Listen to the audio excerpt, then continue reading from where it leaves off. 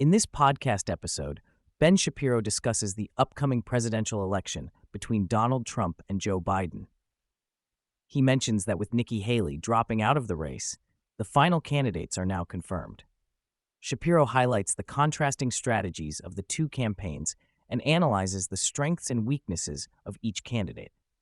Shapiro points out that Trump has a commanding lead in the polls and has a strong base of support. He mentions that the Biden campaign released a memo outlining their strategy against Trump, claiming that Trump is beleaguered and unpopular.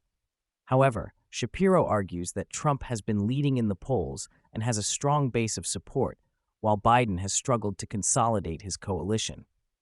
Shapiro also discusses the Biden campaign's reliance on their financial resources and their belief that undecided voters will break for Biden.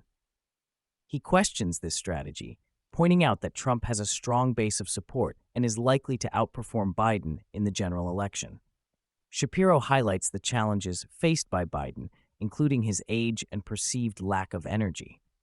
He mentions that Biden has been criticized for his gaffes and lack of coherence in his speeches. Shapiro also discusses how Biden's campaign is struggling to appeal to both moderates and progressives within the Democratic Party. He criticizes Biden for moving towards more progressive policies, citing Bernie Sanders' influence on his campaign. Shapiro argues that Biden's attempts to appeal to both moderates and progressives have alienated both groups, making it difficult for him to consolidate his coalition. Shapiro discusses Trump's call for debates with Biden, pointing out that Trump is eager to challenge Biden on the issues. He mentions that Biden's campaign has been evasive about whether he will agree to debate Trump, highlighting the uncertainty surrounding Biden's willingness to engage in a debate.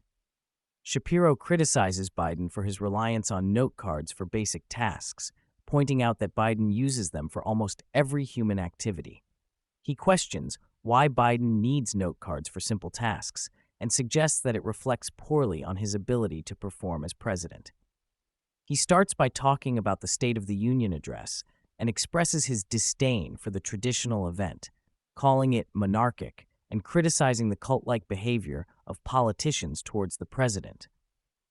He humorously anticipates President Biden's speech, expecting it to be filled with nonsensical statements and political rhetoric.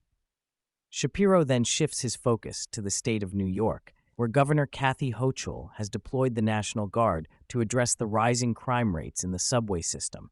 He highlights the irony of the situation as the liberal governor takes actions that are typically associated with conservative policies, such as implementing bag checks and increasing police presence. He also discusses the shift towards more conservative policies in San Francisco as voters respond to issues of drug use, homelessness, and crime by approving measures that bolster police and require drug screening for welfare recipients. The conversation then moves to the ongoing conflict in the Middle East, specifically between Israel and Hamas. Shapiro criticizes the Biden administration's approach to the situation, pointing out that Hamas is a terrorist group that seeks to maximize Palestinian suffering for their own strategic interests. He highlights the absurdity of expecting Hamas to agree to a ceasefire, as it goes against their goals of retaining power and leveraging Palestinian suffering for political gain. Shapiro also discusses the recent attack by the Houthi rebels on a Barbados-flagged ship, resulting in the deaths of 3 crew members. He criticizes the Biden administration's reliance on moral suasion in foreign policy, emphasizing that historical evidence shows that diplomacy based solely on moral outrage is ineffective in changing a state's behavior. He points out the flaws in John Kerry's approach to diplomacy, particularly in dealing with countries like Russia and Iran. In the podcast, Shapiro also touches on the economic policies proposed by politicians like Rashida Tlaib, highlighting their lack of understanding and feasibility.